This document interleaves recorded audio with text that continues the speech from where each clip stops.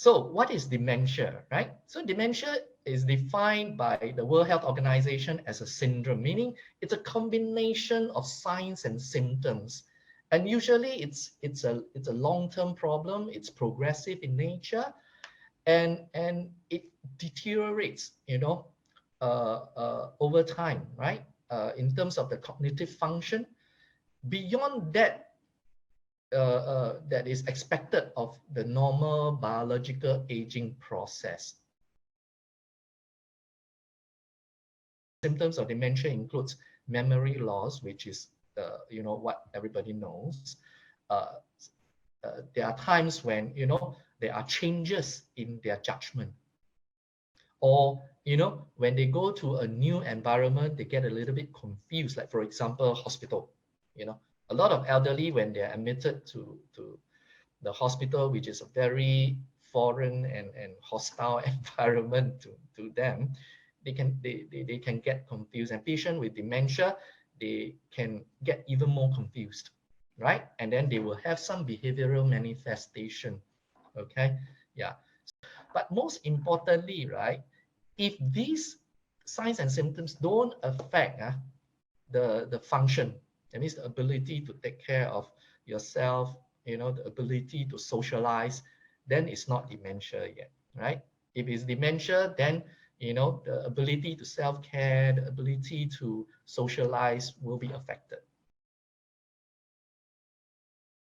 Normal part of aging, right? Oftentimes in my clinic, when people bring in their elderly parents or grandparents, and then whenever I ask about symptom of forgetfulness, change in personalities, this kind of thing, and oftentimes, right, they will offer the answer, and then they will end with, oh, but he's so old already, so isn't this normal, doc?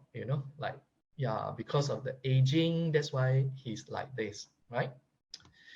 So in Singapore, right, 9 in 10 individuals aged 60 and above don't suffer from dementia.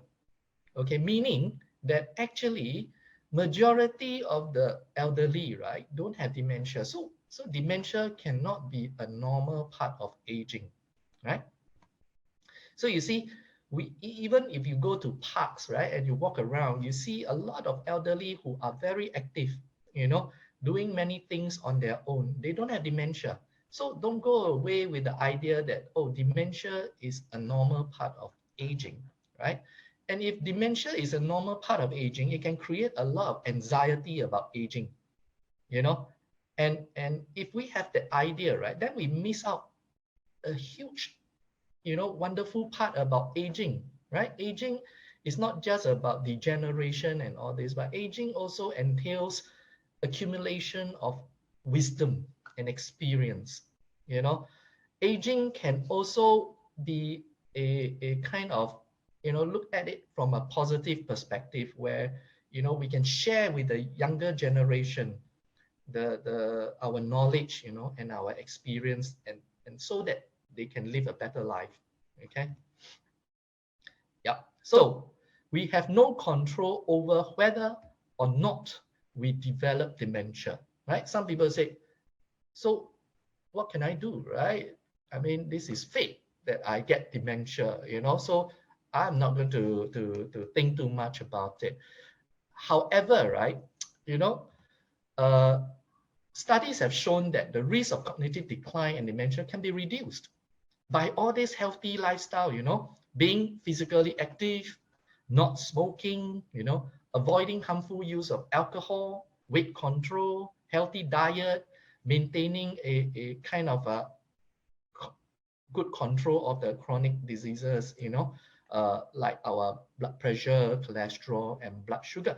All these can actually reduce cognitive decline, okay, and the manifestation of dementia. Okay, so meaning, myth, right, is that dementia only happens to old people. Yeah, no doubt, right? The older we get, right, the risk of developing dementia is higher. However, there is an increasing number of people with young onset dementia. Okay, This refers to dementia that develops below the age of 65 years old. Okay, yeah. So it swing to the other extreme, right? See a doctor and get a pill to cure the dementia. They think that, you know, medicine can cure anything, right? There's medicine for everything, okay?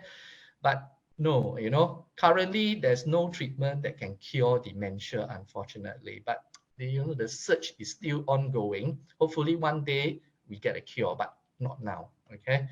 Yeah. And anti-dementia medicine, right, that we have so far, you know, have very limited efficacy. At most, it slows down the deterioration of dementia, but it doesn't improve, you know, the cognitive function. Diagnosis, right, is important. Why? It is to promote early and optimal management that I mentioned earlier. Okay, and optimizing physical health, cognition, activity, and well-being can be, you know, that there are things that we can do about all this, you know, so that it makes the condition more manageable. Okay, and as we diagnose dementia, right, we also want to identify and treat accompanying physical illness, because, you know, all illnesses adds up to the burden of care, to the stress of the caregiver, you know. Yeah. And also sometimes, right, the person with dementia may manifest certain challenging behaviors lah. And by diagnosing dementia, right, uh, the caregiver can, you know, then be more receptive to knowledge of why the person is behaving like this and how can we do about it. And then, you know, the subsequent speakers, right, will talk about some of the intervention. Okay, yeah. And there are actually many support services available in the community to help caregivers, you know, to take care of person with dementia, so that you don't have to feel so stressed out that, oh, I'm without help. Okay. Um, so what is the difference between Alzheimer's disease and dementia, Dr. Lee? Because that's quite a common question, I believe, that people ask. Yes, yes. Sometimes it's even like synonymous, you know, Alzheimer's disease and dementia, because Alzheimer's disease is the commonest cause of dementia, right? Like I mentioned earlier, dementia is a syndrome and it has many causes. And Alzheimer's disease, right, is the commonest cause of dementia, right? But in developed countries, right, vascular disease, vascular dementia is catching up, you know. And that's why, you know, many countries are stepping up their management of hypertension, diabetes, and high cholesterolemia. Okay, so I hope that answered the question. So Alzheimer's disease is a subset of dementia. Thank you. To see a doctor for dementia when he's so agitated, you know, each time you are talking about dementia, and he say, no, I'm fine, I'm good. So this is a very difficult situation, and there's no really right or wrong answer or clear answer even, right? And that's why, you know, we have always, you know, stressed the need to have a kind of a family physician. You know, that means when we are well, we should actually have a regular doctor that we can build a relationship with, and that will make things easier lah. But yes, I've also heard of situation like this where, you know, the older person is refusing to see a doctor when the family member, you know, notice that something is wrong, you know, very obviously, and it's very challenging to get this person to see a doctor, right? Really, I think this kind of situation, right, you have to be very opportunistic. That means if this person is not well and needs to see a doctor for other reasons, may not be for the, you know, possible dementia kind of thing, then that is an opportunity to also tell the doctor about it, you know, and hopefully from then on, you know, the doctor can build a relationship with this patient. Yes, sometimes what we need to adopt is called therapeutic lying, which means that sometimes you may have to actually tell the person, your loved one, that, hey, you know, it's time to do a health check. no, I know that you're very well, but maybe because as we get older, we need to have some checkup. Let's see the doctor, just make sure that everything is okay. Then that's when, like what Dr. Lee said, you have this opportunity to actually highlight certain issues to the doctor, perhaps in private, and see whether the cognition can be evaluated. So that is one way that I find most of my patients who came to see me, that's what the caregivers who have said that, oh, this is just a part of checkup, and I will play along. So I adopt therapeutic lying sometimes. Oh, okay, yeah. Let's talk about programs requiring money and what the option for those who don't have the financial means to send their loved one with dementia to those facilities that are good for them. And clearly, Dr. Hasina, people feel that your program is something that's beneficial, but here the question is it costly? And what if they can't afford the cost? What are the options to them? So this is when actually you can bring activities or programs that has been conducted in other care facilities to the home environment. Meaning, like for instance, for Namaste Care, it doesn't take a lot to do the session. What you need is just a moisturizer, and then you can actually just apply the moisturizer to your loved ones with dementia. And at the same time, just simple tools like brushes, comb, and just wet towels to perform Namaste Care in a home environment. And you don't need to spend a lot of money. And that's when certain things like the persons with dementia, that their hobbies, like what they like to do in the past, then that's when you can actually try to get them to do all these hobbies in a home environment. Don't need to actually follow exactly what other programs are doing. What is important is physical presence, loving touch, and being there for them. Sometimes non-verbal gestures or non-verbal ways of just being there for them is good enough for those with dementia. That in fact causes a lot of stress, worry, or any risk of harm to the person, their own caregivers, staff, family members, or those around them. So in the medical fraternity, we usually refer these behavioral concerns as behavioral and psychological symptoms of dementia, or BPSD. So throughout this sharing session, I will actually be talking a bit about in terms of BPSD and refer to it as a common term that I'll be using. So what BPSD is, that is known as neuropsychiatric symptoms, and it can happen at any stage of dementia, not only in the moderate to advanced stages. So like what Dr. Noor Hisham had mentioned earlier on, there's a lot of problems with regards to having behavioral concerns in dementia. And some papers articulate that there's about up to 90% of those with dementia who develop behavior symptoms. And there's a lot of complications, such as premature institutionalization, which means that they get admitted to nursing home early. And there's also increased cost of care and significant loss in terms of the quality of life for both the patient and the family. And there's also changes in terms of the relationship between those with dementia and their caregivers, where there's a lot of distress between both of them because of the challenging behavior.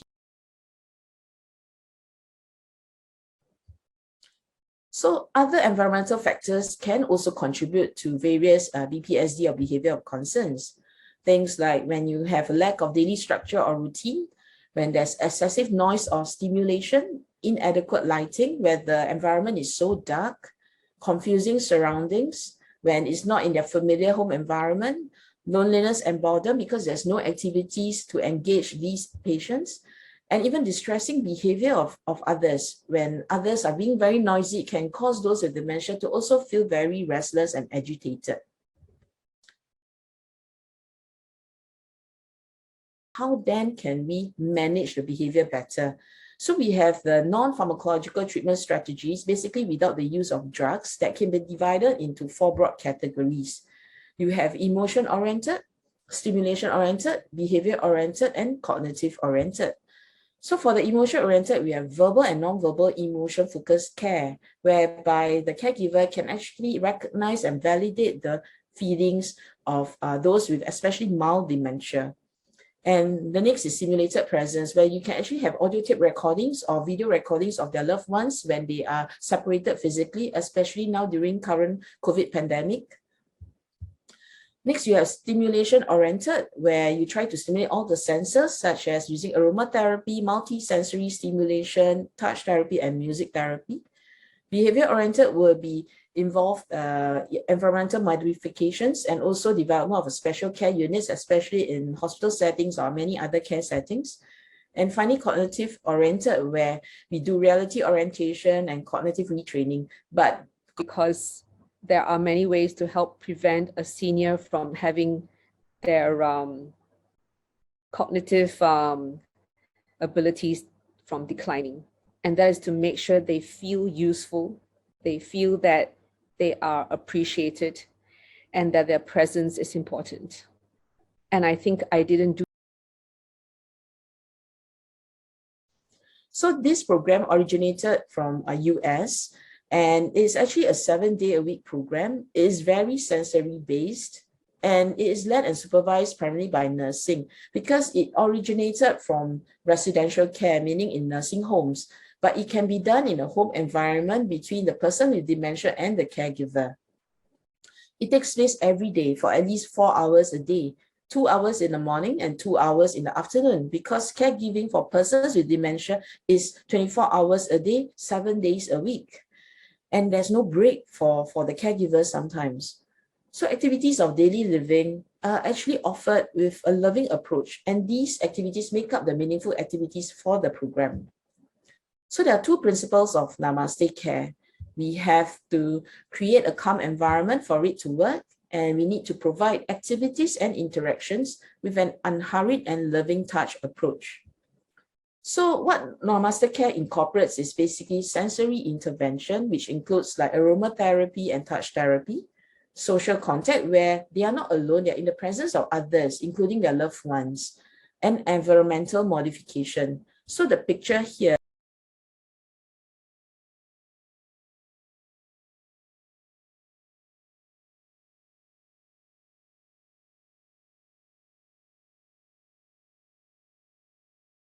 they found that Namaste Care actually helps to reduce behavioral agitation in those with dementia, improve their appetite. It results in them being more engaged, improve communication, resulting in less pain, and also reduce rejection of care. What word comes to your mind when you hear of the word dementia? I'm sure majority would have said forgetfulness, challenging behavior, BPSD.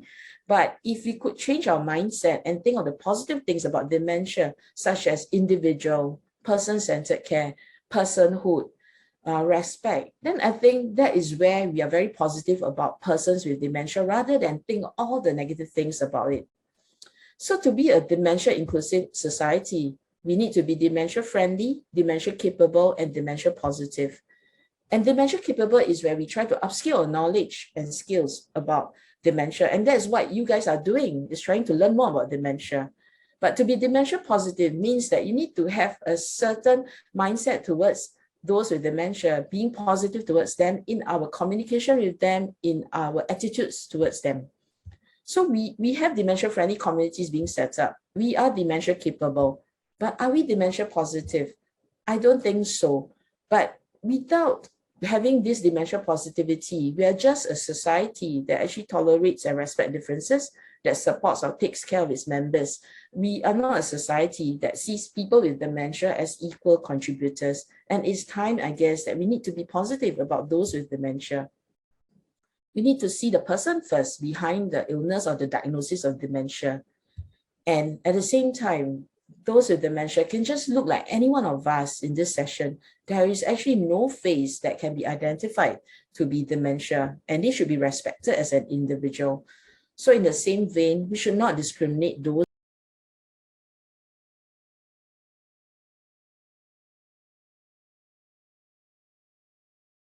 someone with dementia, or even just caring for anyone, those of you who may have children, doing self-care is a really important thing, because when your body and mind don't feel well, then you tend to be more impatient and less accommodating and easily irritated and annoyed.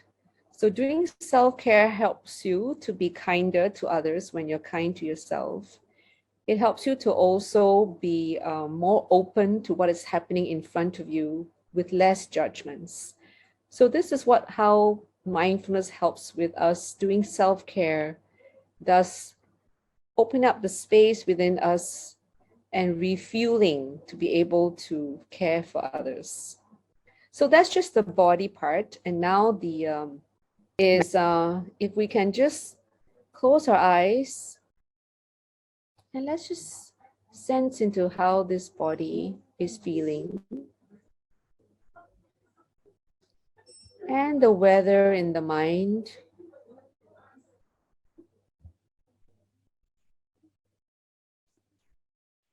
What do you notice in your mind right now when you're tuning into what is going on there? Is it pretty much quiet or is it cluttered? Now I'd like to invite you to take 3 deep breaths.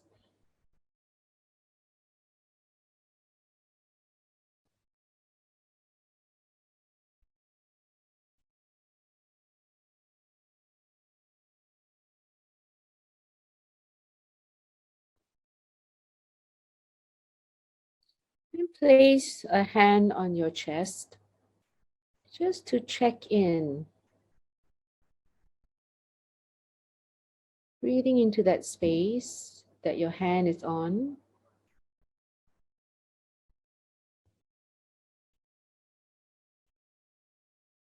And observe what comes to mind when I pose this question to you. What do you need to take better care of yourself?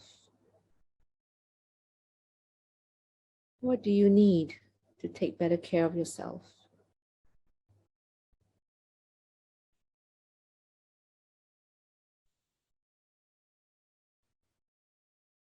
What does your loved one need from you?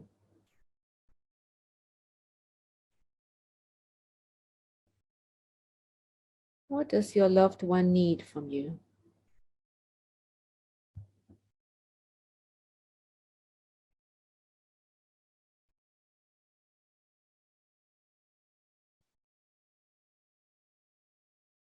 And now just focusing on 3 more breaths.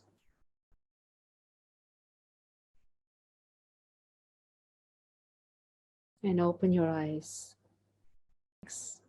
So when you quieten down your mind just with 3 deep breaths, place your hand on your chest and just pose a question and let your mind give you the answer. You'll find that there is an inner resource within you that has the wisdom, and it can only be accessed when your mind is quiet. So in that 3 deep breaths and just breathing into this space enables you to access it.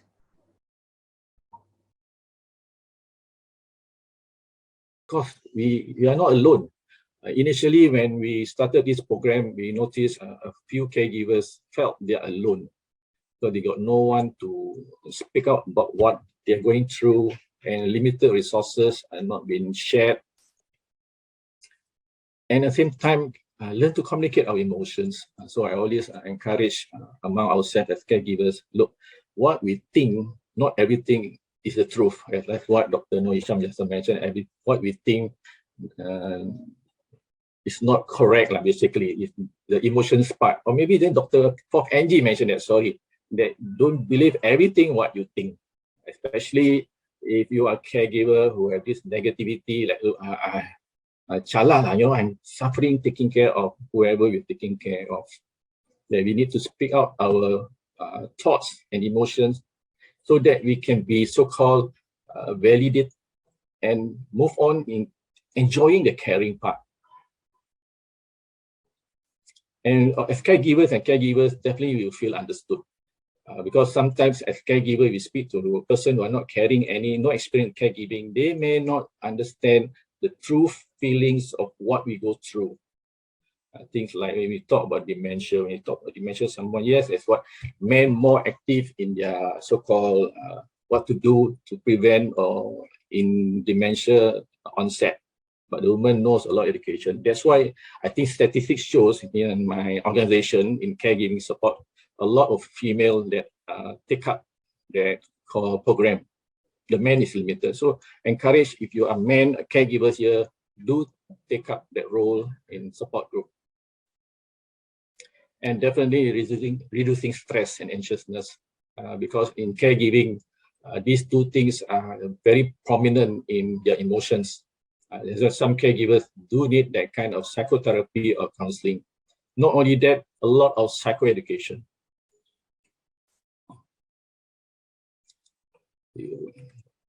Then, of course, when we speak to each other, to caregivers, we don't feel judgmental, or else we get frustrated when we speak to someone that, okay, I'm taking your mom and this and so, and they give a kind of remark, like just an old age thing, then we know it's not an age-old thing that going through in our loved ones. So I think among caregivers, they can really connect it to get support.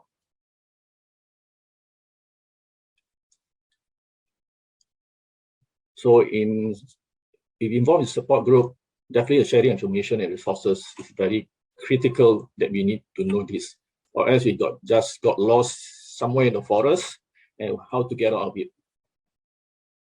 And of course, in the program of caregiving, we need to learn a lot of healthy coping skills in terms of our self-care and how we communicate our loved one with dementia. Yes, the touching part play a very important role. Not only that, sometimes we just need to listen to what they want to share, even if it's screaming. Definitely be empowered. I myself, I got involved in a support group. It does empower me. So, and I also got feedback. And we can manage to control the situation. Things like, for example, if your loved one starts screaming at night and so forth, and you already have certain kind of skills and how to communicate and understand better than anybody else. That's how you're using your knowledge and skills to use to help our loved ones. Of course, regarding that, Dr. Lee also mentioned the stigma. So one of the programs, we always remind among the caregivers and even the public the stigma that carries in dementia. And of course, there's having and giving hope for ourselves and even to our loved ones.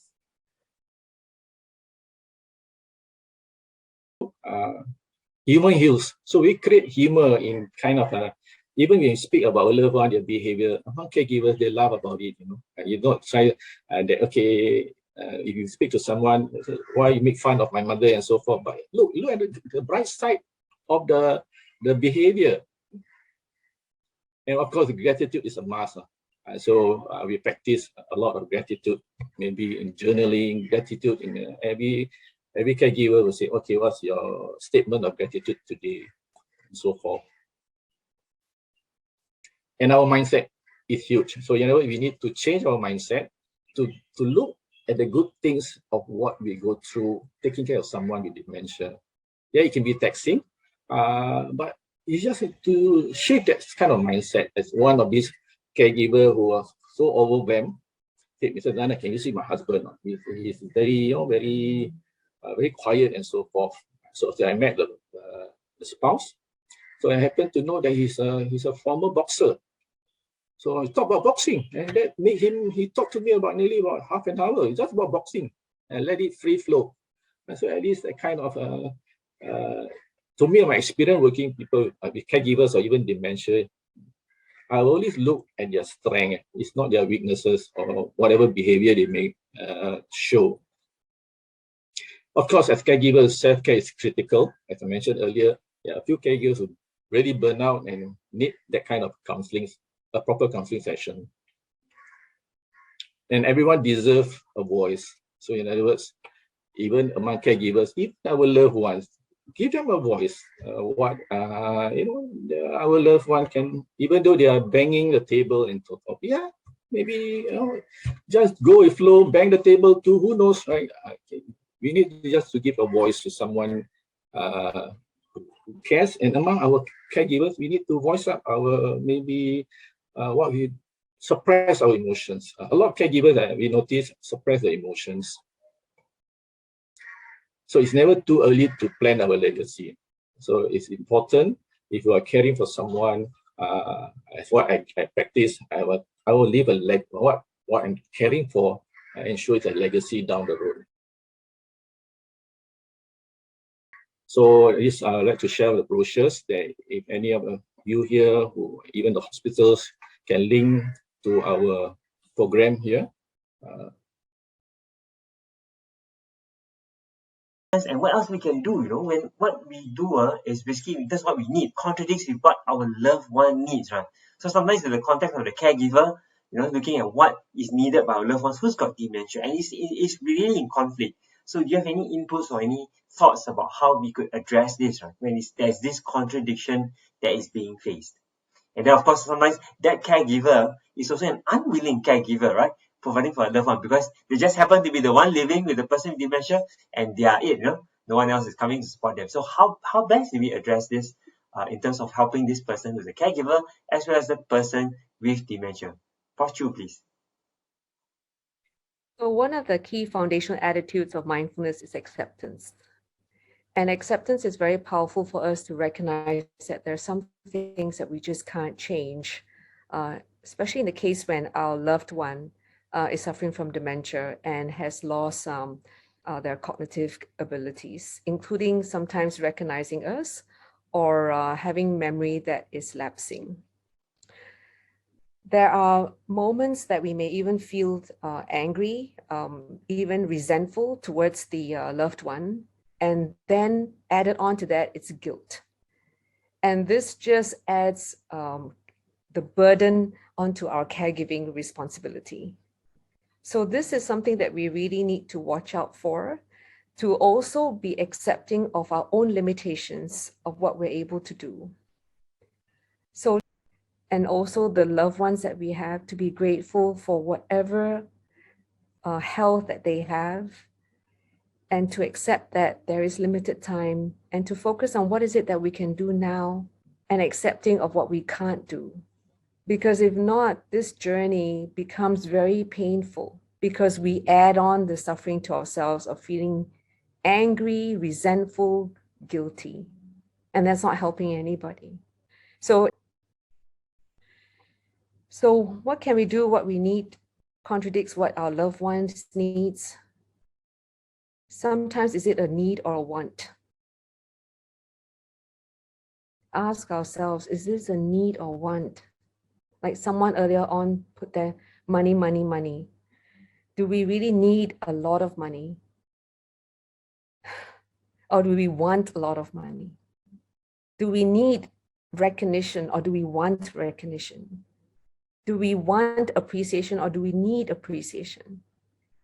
So this is when we're coming back to our inner resources in a quiet mind. Then we really get access to the wisdom that's within all of us. And there's no need for us to torture ourselves trying to balance needs once we recognize what is a need and what is a want. Of course, to Mr. Zainal and Ms. Salma, what would be your wishes or your suggestions for caregivers of persons with dementia in Singapore? Is to respect what you're able to do, your own limits, and slowly grow that boundary and not keep wishing you can do more. Because what your loved one needs is your kind, patient presence, your kindness. So that's first and foremost. Thank you. Thank you, Prof. Chu. Mr. Zainal? Okay, to me, I think I would encourage all caregivers or even the community shows our patience and love towards anyone without any judgment, regardless their behavior, their action, their words. Or else we are the one as caregivers will become more anxious and maybe fall into depression. And remember my early statement,